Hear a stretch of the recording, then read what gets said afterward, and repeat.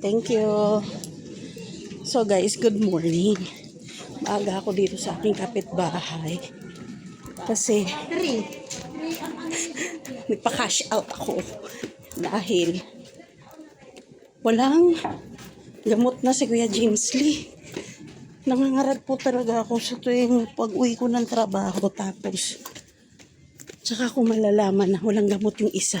Yung maintenance po niya. Babawi lang ako ng hininga. Sayo na nga guys. Sobrang busy. Yung mga anak ko rin. Kasi, work immersion ng panganay ko. Siya yung numero uno kong naasahan pagdating sa bahay pag nasa trabaho ako.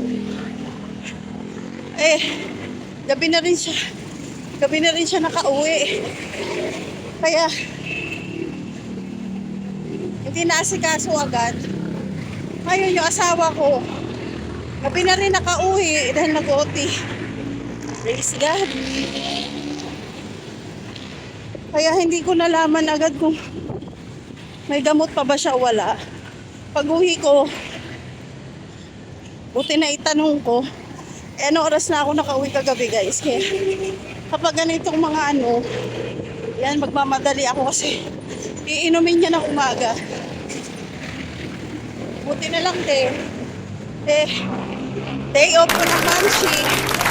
Kaya maraming purpose na ito guys. Exercise na rin. Kasi kagabi, bigla ako nahilo. Hindi ko talaga alam bakit. Kung gutom. Kasi nisikmura ako. Patulog ako ng maaga. Uy, grabe na ang uba ng mamshi, guys. So, yun na nga. Nilalakad ko lang po to papuntang Mercury Drug. Siguro, 5 minuto. Pero mabilisan tayo ngayon kasi iinumin niya ng umaga. Pero alam nyo guys, share ko lang sa inyo, nakakatuwa lang. At totoo lang kagabi guys. Ang laman ng wallet ko is how much na lang. Charis. Oo nga po. Tapos, alam niyo yung salitang God will provide. Pero syempre kapag nandun ka sa salita na yun, dapat may kaakibat yun na faith. Faith sa Lord na syempre nga naman siyang may lalang. Faith sa Lord na pinagmulan ng lahat.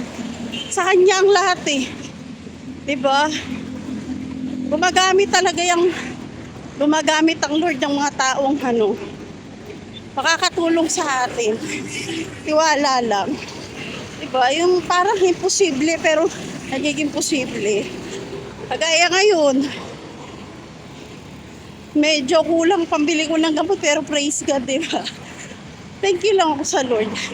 Kailangan ko magmadali kasi ang mangyayari nito, pag hindi ko siya naabutan sa bahay, ihahatid ko sa school para mainom niya yung maintenance niya. Dalawa po kasi yung gamot niya na pang maintenance. Yung isa, kaya pa, may mainom pa siya. Yung isa kasi wala na para ngayong umaga. So kaya, lagi na lang ang video natin guys, nagmamadali tayo. Nagmamarathon. Diba? Exercise na rin. Tawid muna tayo guys. So ayun na nga. Malapit na ako sa Mercury Drug. Dumanda Alam niyo po yung iniisip kong sabi ko, mag-exercise ako, mag-walking ako. Pero hindi ko nagagawa. Tapos kapag wala kang plano, ayun, katakbo ka ng takbo. Diba? Kaya legit talaga pag hindi pinagpaplanuhan, mas nangyayari.